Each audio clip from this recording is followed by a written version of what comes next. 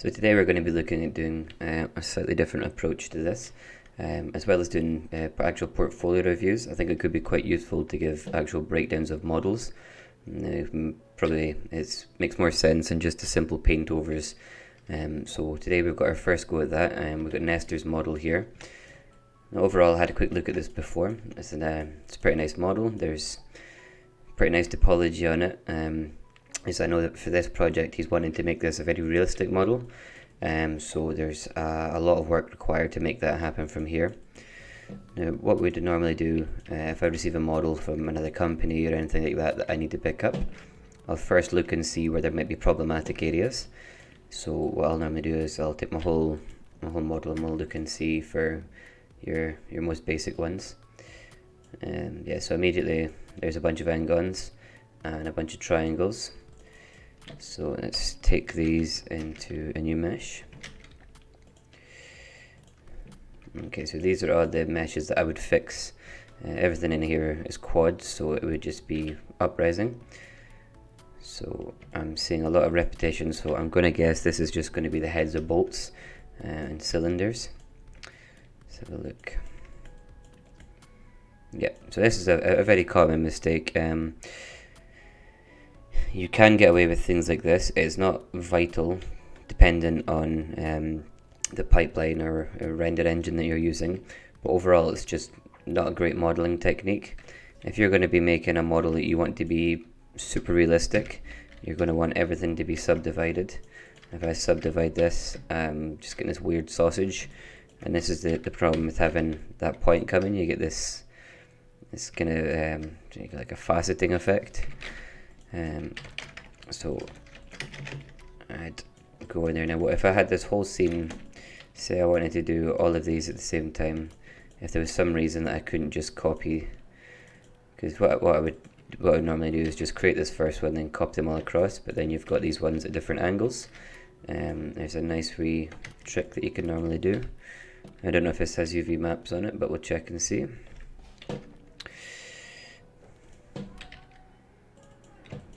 Okay, so there is a map there, and there's going to be a lot of stretching in that, so let's put these back into that mesh there. So I'm going to clear those maps off, just going to create some new ones. In fact, actually, this should be an okay base. Just take that top and bottom.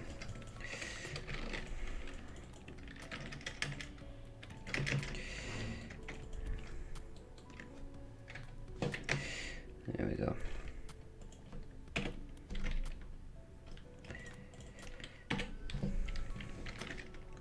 Okay, so we've got a nice clean UV map, everything's the same scale, there's no distortion. Let's put a material in this.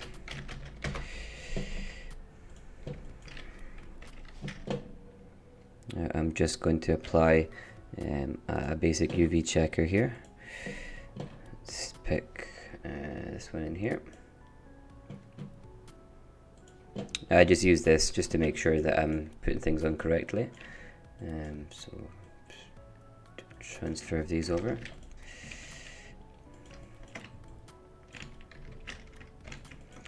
This is kind of the problem with this technique though, is if you've got something that's triangulated like this, you might not be able to get a perfect transfer. What I'm going to do is quickly just make a copy of this just to show you what it looks like when it works, and we'll just go with a different method for fixing those.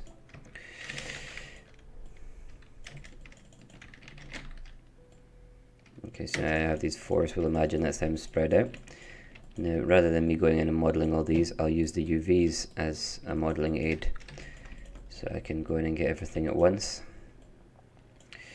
We're going to, instead of having these triangles here, I'm going to put this to quads. Already, that fixes a lot of that problem.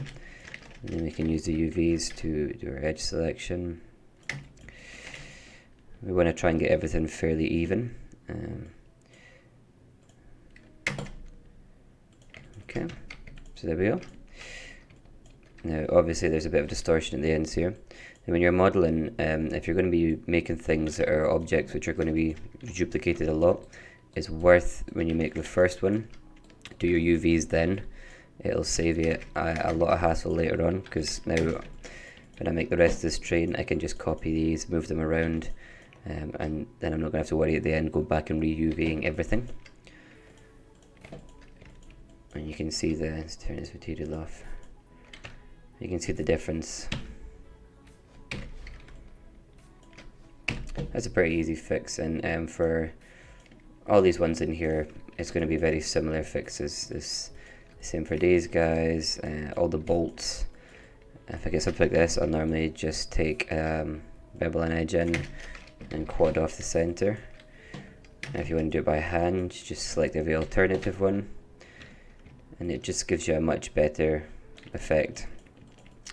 Same on the tops here.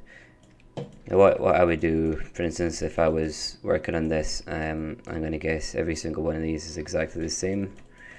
So you don't have to do everything one by one, making it a tedious job. A lot of modeling is finding efficient ways to do things. So we'll take these guys off into their own mesh. So I'm going to guess it's the top. Let's just select one here, just have a look. So the top and the bottom, yep. So if I select all the three-sided faces, and I could just quad them, it's done, fixed, good to go. Obviously, for a bolt, this is not good for a bolt. If we're going for realism, let's just create a simple one at the side here. So I'll use this just for scale reference. So a bolt's normally 6 sides. It can be more, but your standard bolt is gonna be a 6-sided thing. So make this very roughly the same size. Okay, let's hide that mesh. So for this, I want to have sharp edges, but that'll hold their shape when it's subdivided. And I'm also going to want on top, there's this kind of relief section. But on most bolts, if you look at it, this is circular, and it'll have bolt information or manufacturer marks on it. So obviously, if I sharpen these edges up, this is going to be sharp. So what I do in this case is I'll create my top and bottom, I'll bevel it in, and just delete that off. And I'll create, if I'm working with circles, I'll normally, if I can, I'll work from the outside in, because if you start with a central circle and work out, there's a good chance you're not going to have enough topology there for what you need to work with. So I always start with the outside working in. So we want these sharp, and this is going to be a bit too tall for a bolt. Just think about looking at bolts or look at reference. If things don't feel right, go in and get them till they feel kind of right. For a simple bolt, I would do something like this to get going, but if we're going for a very realistic one, normally we'll have, I'll probably split this off into a few different parts. So I'm going to just create a center point here just so I can use this for editing. Let's just go and cut this out. It does seem like a lot of work for a bolt, but if you make one and you're going to duplicate it through the whole scene, it's really worth just doing the first one correctly. So I'm probably just going to do a lot of mirroring here. Again, I'm simplifying things here. It's going to be the same top and bottom. There's no point making both, just make one and then mirror it. So for here, I'll add this bevel in. But for this section, I find this normally tends to be a lot wider. So I'll probably put another loop in here just so I can hold this shape. And all I'm doing is just sliding these points back a bit, or using this line to define the axis of movement, just so I get a kind of a very slight curve. I don't want anything too dramatic. It's just to give an implication of something being there. And I'm going to pull these in, probably just a center point. We just want to make it look like there's a slight kind of indent there. There normally is that, it's a kind of like an edged corner. I think it's just to stop the tool from catching. I think I can just take this out and recreate it. Yeah, that's going to give us a better look. You see there's a jump here. This is a good way that I use for telling if the thing that I'm modeling is going to be right or not. You can see how the surface normals, there's a slight oddity there. And as I pull this forward, things come into line. And you can see this is a flat plane, this is a flat plane, and now these are on a plane. This is way too low res though, so what I'm going to do now is just going to quickly mirror this stuff. Let's do it in the y-axis there. Now with that center point that I had earlier on, where's it gone? There it is. So we know we've got 6 sides, so let's duplicate this. 6 from this point here. Okay, let's just join those edges together. You can see here there's some kind of oddity. What I like to do as I'm modeling as well is I select my boundary edges, so you can see what's going on. And we'll just merge these all together.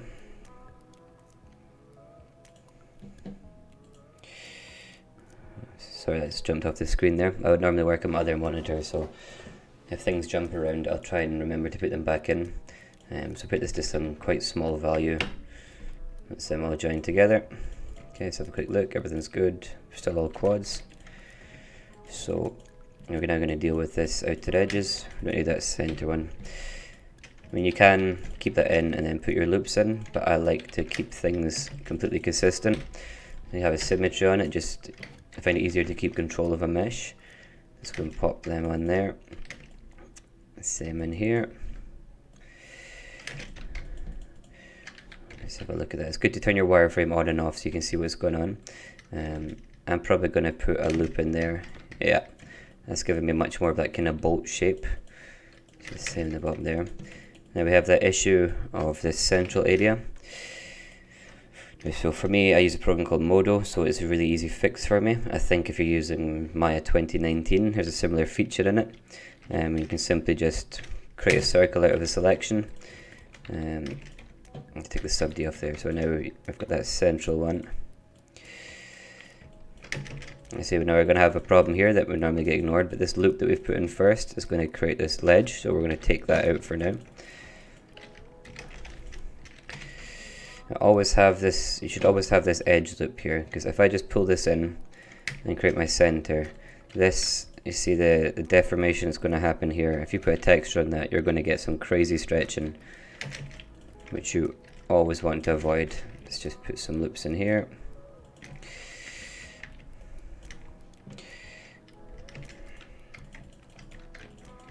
And I'm going to cap this end off here. There we go. Again, keep it simple. Don't do things twice if you don't have to do them twice. Snap it on, mirror it, join the edges. There we go, now we have a bolt. And you'll be able to see the difference if I have both of these here.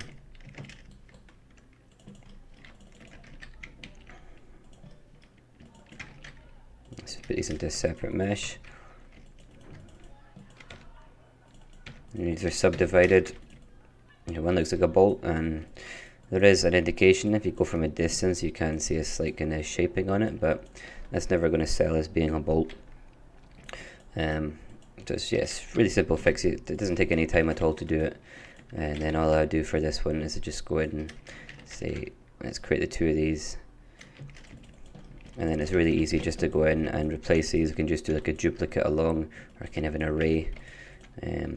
And as I was saying before, you always want to have, if you're going to be doing something like this, it's going to be duplicated many, many times. Always do your UVs at the beginning to save yourself the hassle later on. Let's get that image off. So there's probably, so yeah, there's like a generic auto map on there that's going to be no use for what we're doing.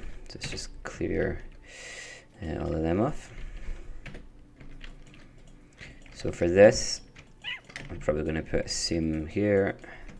In fact, no, I'll go for that edge there, and I'll run one up the edge here.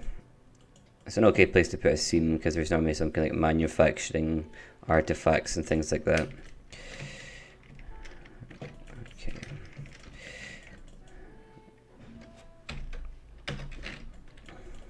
This is your base window. This you need to go in and do some cleanup. I'm not sure what my UV maps decided just to do there. Yeah, okay. Now I think I've got some of the mesh that I've not got in subdivisions. Let's just check there. That's good now. Let me just close this down and try opening it up again.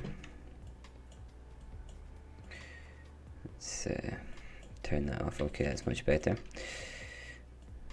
Okay, so yeah, now we've got our top half of the map here. Now for this we need to, I'm just going to create a new map. I'm not sure what's going on with this one here. Some kind of bug. So yeah, so if there's some kind of bug in that map, now imagine if we'd done that later on when we have 1,000 bolts, you'd have to go in and fix that for all of them. That's really not something that you want to do. So let's just do this slightly different way then, just to be sure. Let's come in there.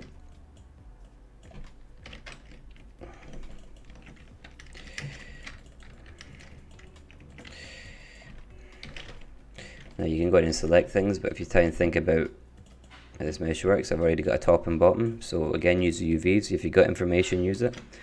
I've got that ring selected. Now I'll normally go in and just take one of these off, just tear off. And we're going to just straighten that guy out. Let's join these back up. And we'll reattach these guys on. Here we are, he's UV'd and ready to go. So when I copy this now, I've got this all UV'd and set up later on, so I don't have to worry about doing it 1,000 different ways. It's a lot, it'll save you a lot of time. I know it seems like a lot of work for just a single little bolt, but when it's repeated thousands of times, it's really going to save you a lot of hassle. Let's have a look at what we're going on, because all these ones are pretty much the same. It's going to be, yep, just the end caps. End caps. Okay, so these are all exactly the same technique to fix. There's no point going in and looking at each one of them individually. I'm not sure what's going on with this pipe, so we're going to take him out and have a look. Now it is quite dense. This is a slightly odd thing that those bolts were so low density, whereas this pipe's quite high. So I'm probably going to take a loop out of each of those, but there must be, is it an end cap? Okay, yeah, so it's exactly the same thing again, so just pull them off. If you need to change something, like, don't be scared to delete geometry. It's really easy to recreate things. And just remember, if you're working with any cylinder stuff, always keep it on an even number. You don't want oddities, because then you won't be able to cap them properly. I know that looks quite a low density, but if you think about the scale of this in comparison to the rest, this had more geometry and detailing in than these large kind of shafts down here, and this is a much bigger piece, so this should have more geometry. It's all about keeping a balance of trying, everything should have equal density, but it's also important to think about the scale of the object when you're doing that. So let's just going to get these capped off quickly. Let's put them in. Now, we don't want that rounded one there to be still a sharp edge, so we'll keep that there. Now, there's obviously some work needed in here. If you watch this edge, and think about where it is there, I'll leave my mouse where it is. Now when this is smoothed, look at how far it jumps across. You really don't want your mesh to be doing that. You want to try and have, so here you've got this short span, and there's this longer span, and then this even longer span. You want everything to have kind of uniform things. So if it's going to stretch, you want it to stretch uniformly. So you see the difference there. It's still moving, but much less. So what do we put in 5 edges there? So let's go back and put in, say, 7. This is much less in there. And I think this is the same around here. Yeah, you've got short, short, short going into this long. So this edge, if I select this and smooth it, this edge is going to get pulled away along here. See, yeah, you see how far it moves? You need a lot more details. It doesn't need to stay exactly what it is. I mean, you could go in and pump a load of detail into this, and it should stay pretty much exactly where it is. It would be the best option, but something like that would be okay. It depends. For this model, for out here, this is about 80% of the way there. It's going to be okay if you're having an overall faraway look. If this was going to be something camera zoomed in close, then you'd really need to go in and add that detail. And it's for having a look at this, a lot of the other problems in the model, it's very similar things. There's some duplicate geometry I can see, which this is why you should name your layers. I'm just going to clear this stuff off. Now, this is a good thing of having your wireframe on and off. You see the difference in the darkness of these lines. I can pretty much guarantee this is a mesh overlapping. Yeah, you see if I select one polygon, I'm getting two there. So we need to find a way to separate these out. Let's see if we can get just one. Now, stuff like this can be quite tricky. This is when maybe you can use UVs. There might be a way to get it in there. This has not been UV'd though, so I'm probably not going to be able to use that method. What you can do is just, if they are directly on top of each other, just merge it. So now when I select it, yeah, it's one instead of two polygons. This needs a lot of love. It's odd the way this is being created. You've got these ones which are just wide open spans, but then these ones have had the detailing added in. This should be uniform across both of them. Again, this same stuff, this needs to be capped. Anywhere you see stuff like this, it needs to be capped, because this will not smooth well at all. And you get this. I'm going to take this into a separate layer here. And for something like this in here, this is going to cause you a lot of stretching as well, because you've got this large differences. Now you can add a loop in there, but that can pull away from this kind of rounded effect. So it's nice to have that rounded molded effect. So a good way around it is just select that whole loop. You can run a bevel off on it. Just make sure that's unrounded, and then just selected way too many there, and then just average these out. And all I'm doing is merging the polygons to the average center. The polygons, so the verts. I'll hold that edge much better, so rather than having this thing happening when this is jumping way up and getting distorted, this will hold together. You can just put, even in here, you'll see the difference between the two.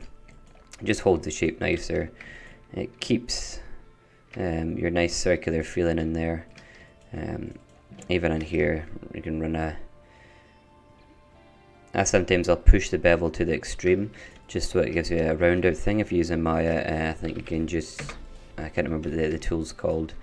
I think it's Edge Flow, I believe it's called, when it'll just kind of average and smooth something out. And for me, it's just the way I like to work. I find it just it gives me a bit more control. You see already it's looking a lot better than what's going on down here. We've got that nice sharp top on it rather than this kind of rounded one. Again, the same way as we did previously with that bolt, I would just do one of these and then do a radial array all the way around. Don't need to do all of them. Just make one, copy it. Even do that with UV1, copy it around first, and you can split them off. Just whatever makes it easier and faster, and takes steps out of it's important. Because if I'm just doing this one, okay, it doesn't seem like much when I'm doing one wheel. But if I'm going to be in a film for 9 months, and I'm going to be repeating that same task thousands of times a day, it really adds up to a lot of wasted time. So you need to get efficient. For this stuff, this is all quads, so a lot of open surfaces, but it's very low resolution. I'll probably just work on a couple of bits of this. Probably select a few here that really stand out to me. Again, geometry overlaps here. You see the difference. So that's duplicates, need to be careful of those. The wheels is very similar techniques to everything else. These match. This needs a looking at.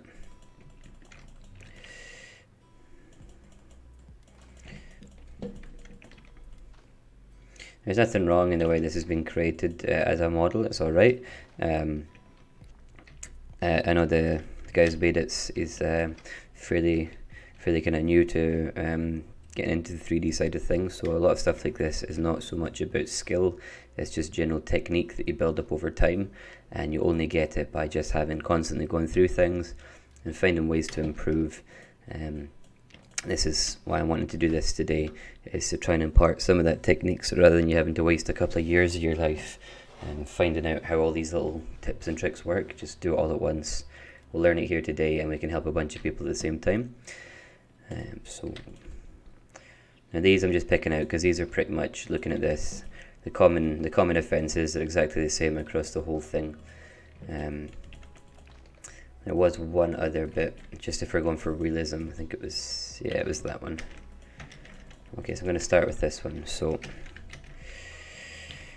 immediate things standing off, this wavy lines, for me, no way.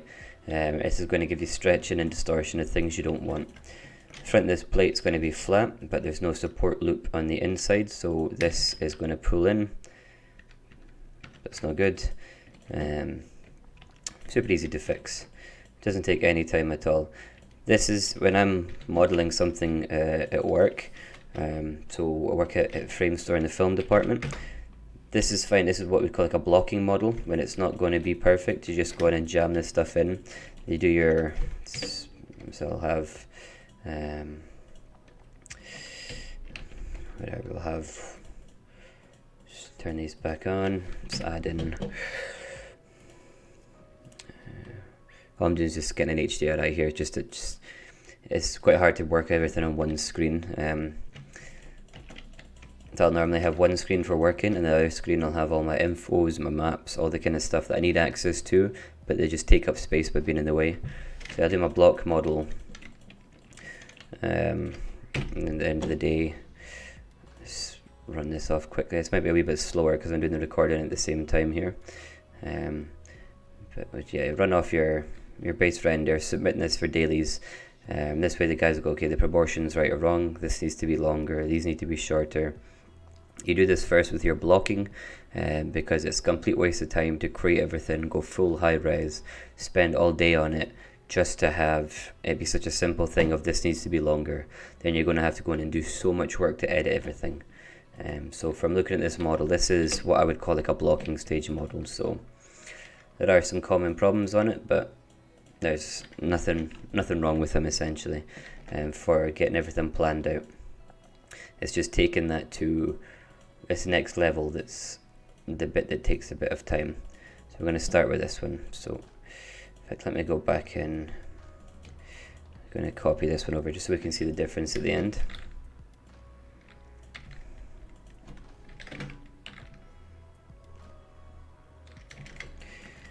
Okay, let's pop that off into another layer just for now. So now I can see there's this oddities of the normal, so first of all let's get this loop gone. What I'll do is when I'm fixing something, I'll go in and get rid of any geometry that I don't need, anything that's going to hinder or slow me down, because again we want things to be in the simplest way that we possibly can. Okay, I'm going to make sure, I know this top surface, I want this to be flat, so I'm just going to scale it with no negative on, so I know that I've got perfectly flat. And from here I can get working. So what I firstly want to do is I'm going to want to add in an edge in here. I might add in 2 just for keeping things nice. You see already that's got rid of that weird normal. Now we know this is flat. I'm going to run a line. Yeah, maybe just. And because this is working between 2 curved surfaces here, I'm going to just make sure it's straight before I move it across. These are not the symmetry lines, this is just working lines for me, because I'm going to work on one corner and then copy it all over. Let's take that to a new mesh as well. So for this, I want these edges to obviously be much sharper, so we're just going to run a bevel, but not a rounded one. Just a sharp one. You can do this just by, if you're not got that tool and whatever software you're using, you can run an edge loop in there as well. Might actually go with that method for here, it'd be quicker, so save me some cleanup. Because what I'll sometimes do if, this is quite a simple shape, so this is quite easy to work on. But if this is a big long shape, if I run a line down there, it can be difficult to control where this loop's going.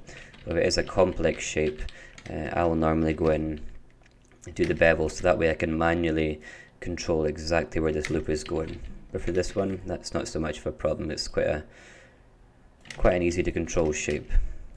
It's a big part of when you're doing this cleanup, is just controlling the object. There's going to be some love needed in here, but for me, I want there to be a slight concave in here, so I'm going to get that done first. You want your large base shapes made before you do the refinement. So I'm going to run a loop. I'm just going to use a push tool. All this is doing is pushing it in based on the normals, so it gives me a very slight curve. Let's put my loops in here and here. Yeah, it's very subtle, but it'll add just a nice little hit in the reflections. And I want this to be slightly tighter.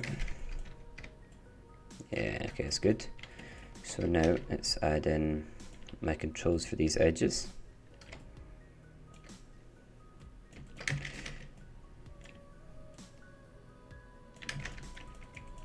I don't like the way these join, so I'm going to merge them together. Let's merge these guys.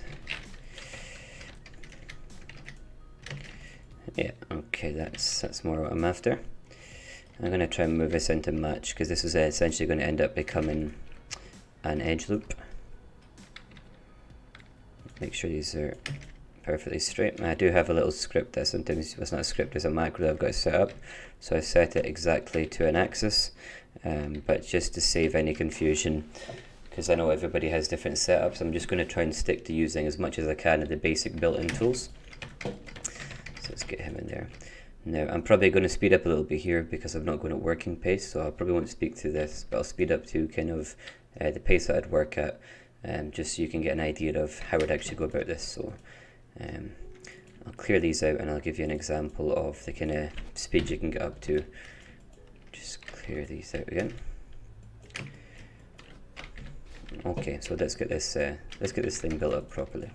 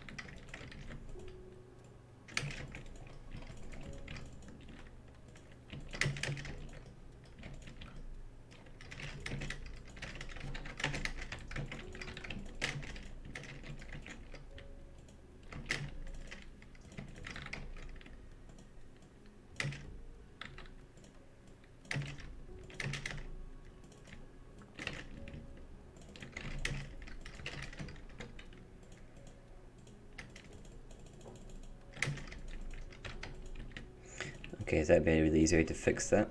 Let's bring in that old one just so we can see the difference. Turn the wireframe off. We're going to smooth both of these. And you see the severe difference in these. This one's very soft, the edges don't hold together. This one looks like an actual piece of metal.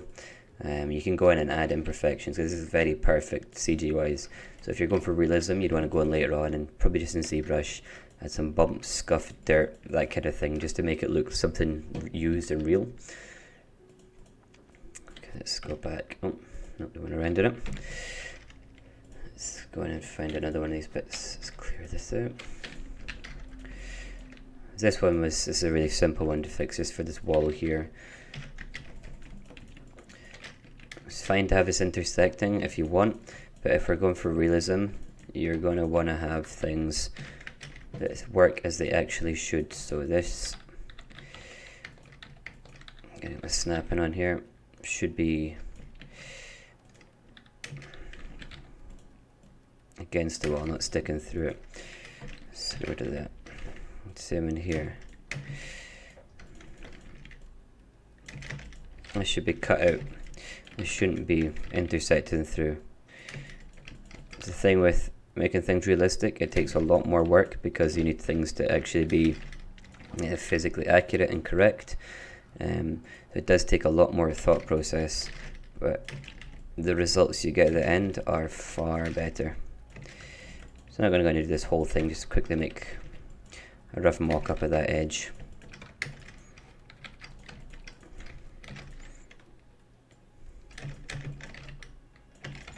so then we're going to get that kind of reflection in the edge there. This needs a lot more work. I'm just doing this rough bit versus just sticking through. We're going to get this little highlight in here so we know this is separation of shapes, and it's very subtle, but it's all these little bits that will add to the realism. Let's just delete this off. Let's have a look here. These ones, super easy fix. There's not enough density. Just add a loop in, and this will 32, yes, so probably just spend some time, just get everything cleaned up. Again, it's just the simple stuff of just adding in all these loops, keeping everything nice and consistent. This is why we do a block model, pardon me, because this way it's really quickly, we can just go in and fix everything up. And a block model with nice topology will make your life so much easier. As a lot of the time we'll get stuff from the client that will just be a kind of a messy model that's been booleaned or remeshed, or the topology is horrendous, and you'll have to go in and do like a proper build on it. But with a nice model, if you think ahead, like I know later on, if I was making this, I know later on that I'm going to want this smoothed up, so I'm going to make sure that this is a loop that I can quickly edit, that everything's coming in quads, that there's no weird spiral loops. Model thinking ahead, knowing what you're going to be working on, and you can really quickly just do things up. So for this, I'm not sure exactly what the shape of the train is, but I'm pretty sure that these are normally rounded. So I just come into a front view here. Now you can go in and make sure this is perfect, but I'm just going to eyeball this just for the sake of speed. Okay, now again, we were talking about with the densities. I want these to be about the same. Okay. Now I'm just going to do this just for symmetry wise to make sure I get these exactly the same. I'm going to again delete these edges out. So probably need, say, 2 loops in the centers there. Now we'll need obviously ones around the edge here just to strengthen this up.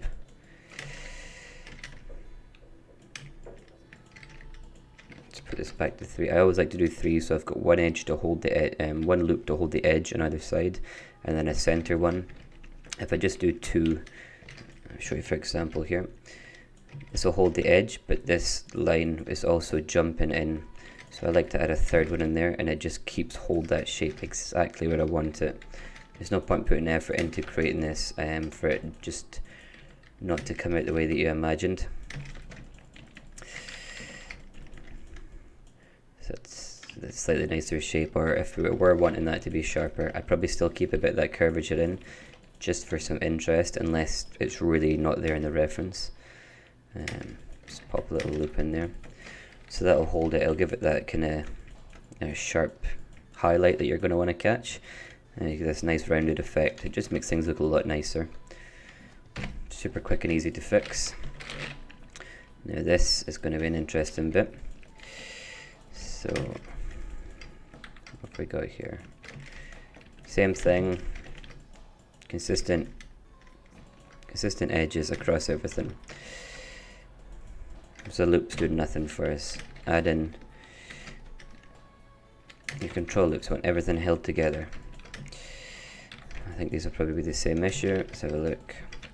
Okay, there's some nasty geometry gone in here, so let's just fix that. And again, it's the same. I know this it can look repetitive, but this is why it's so important to find shortcuts, because you set up your keyboard so it works in a way that you understand, and to understand quick ways to go about fixing these things. And if you can, do it on one and repeat across them all, because you're going to want to save yourself time. So this might be a prime candidate for that. And I think these are all exactly the same. I'm not sure, because it's one bad side of when you pick up a mesh, there's no guarantee it's been modeled in the same way you would model. So a lot of the time it can be understanding how the artist has done it.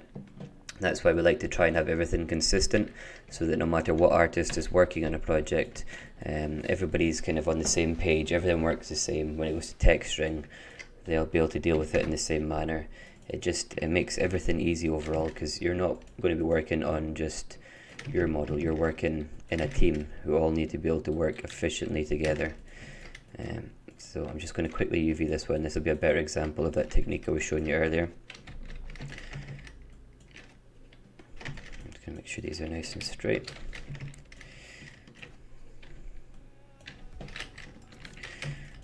Okay, now let's check that UV texture on there.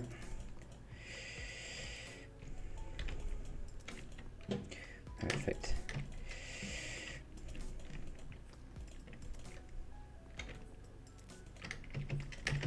Okay, so let's copy this over. Perfect. Now, as long as the stuff you're editing is not on like a very edge of a shell, you can totally go in and just edit things. So I'm going to select this one edge, and then I know it's selected all of them. This would be the point where you can really easily just go in and add in your loops. And then I'm working on all of these at once. So rather than doing these one by one, I can get everything done really quick, they're really easy. They're all good to go. They're all UV'd. Simple. A lot faster than doing them individually as well. Now this, I'm not sure what's going on here, but this is, there's just something about that that looks nasty. Yeah, there's, whatever this is, I would completely remake from scratch. There's some odd geometry going on here, as you can see from the smoothing. One side's completely off. I think this is just like a base of essentially like a bit of backing geometry just to hold the shape. So how would you fix this quickly?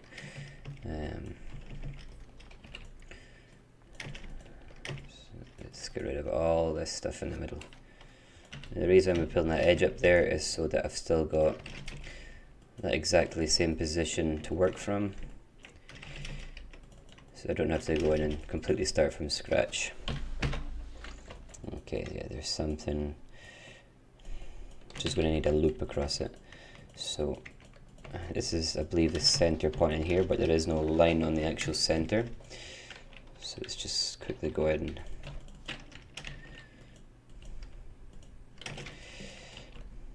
copy that over. I think yeah, see, that'll hold it. Now what I'd sometimes do is put this one that'll hold the curvature on. It's something like that. Take that loop off the top we don't need.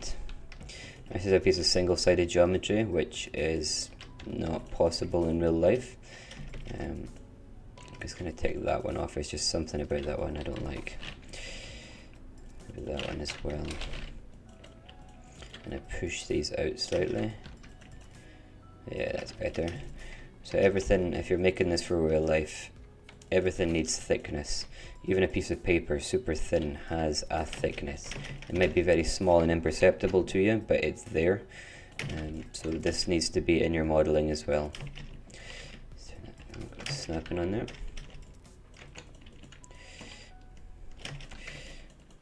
So this is going to sit in behind, I think it's bull bars you call those. I'll be able to sit in there now. And it actually looks like a solid chunk of metal rather than just a plane. Everything else on here is exactly the same. There's nothing exceptional or any exceptional problems on here. It's all the same technique. Just need to go in and just give everything a look over. Something like in there, we are going to need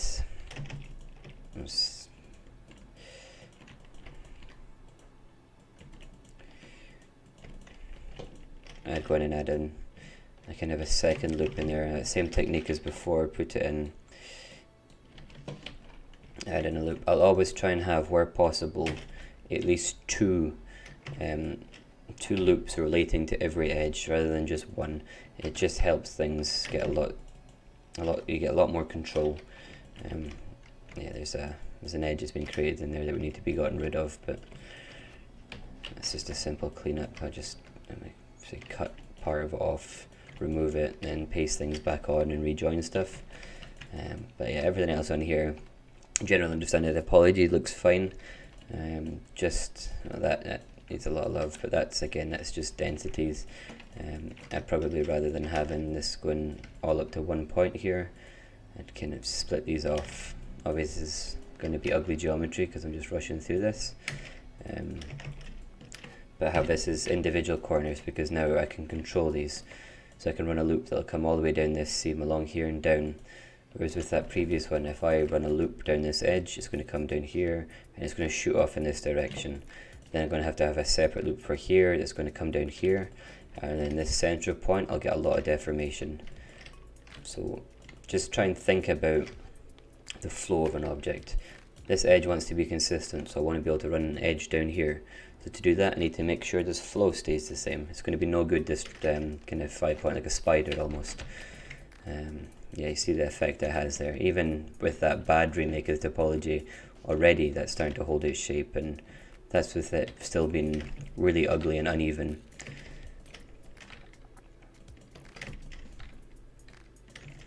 Yeah, just what I'll normally do is I'm working on a term of snapping on, just to make sure that everything is snapping onto the same axis, so everything's in a line. Now, you will have to go in and change stuff like this later on because stuff does start to look over the top CG, and if you're going for something really realistic, that's not going to help sell it because you want to have imperfection. Even a brand new train with all unused parts is still going to have slight deformations from like scratches from grinding or just general wear and tear from the manufacturing process. Overall, it's a really good start. I would definitely call this a blocking model. That's really easy to go in and just update that. Just add in nice rivets. A lot of the big parts would be get everything here resed up, make everything when it's subdivided look nice and sharp and crisp, and then I would go in and like do levels of detail. So do your blocking pass first, then go in and do your up-res pass. Then I'll go in and I'll do a detailing pass, and I'll start adding in kind of bolts, screws, maybe weld seams, things like that. And then on top of that, if I need to go even further, at that point I'll probably go for a UV pass, get everything laid out. Then I'll take it into something like ZBrush or Mudbox, and I'll start adding in scratches and proper imperfections to make it look completely realistic. But you'd always do it in stages. You don't go in and try and do everything at once, because then it's really hard to go back and change things. You build up, get your shape, then get your structure, then get your details, then your perfections. It's exactly the same way we do at work, which we'll do a blocking pass and then it goes for review first. It's never just we go in and make a high-res model from scratch and then we deal with it later.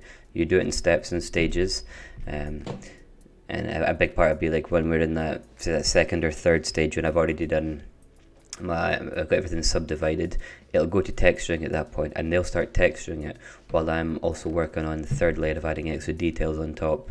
So that way we can get things done a lot quicker, because then all they have to do is just quickly add new textures for the bolts or things like that, and we can work 2 or 3 times as quickly. So I hope this has been pretty useful. What I'm looking to do is, perhaps for people who are more interested in having like a proper breakdown of their model, I'm going to run the 2 video CDs. One when I'm going to do the portfolios of just an overall review of how to polish things up and make them look good for your reel. And then I'm also, for anybody who's interested, I'm going to start doing these proper model breakdowns. If somebody gives me one of their models, I'll go in and go through it like this, and just help them understand where they need to make the changes, how they need to make the changes, just to increase their skills. There's a lot of the stuff you'll learn, these little techniques and things, a lot of these I learned going in as a junior when I was modelling similar things like this, and just I learned them on the job. So this is just my way to try and help you just get there a bit faster. So rather than spending a couple of years learning all these little tips and tricks, do them now and you get yourself 2 years ahead. So thanks very much for watching, and looking forward to whoever I get to have a look at their work next.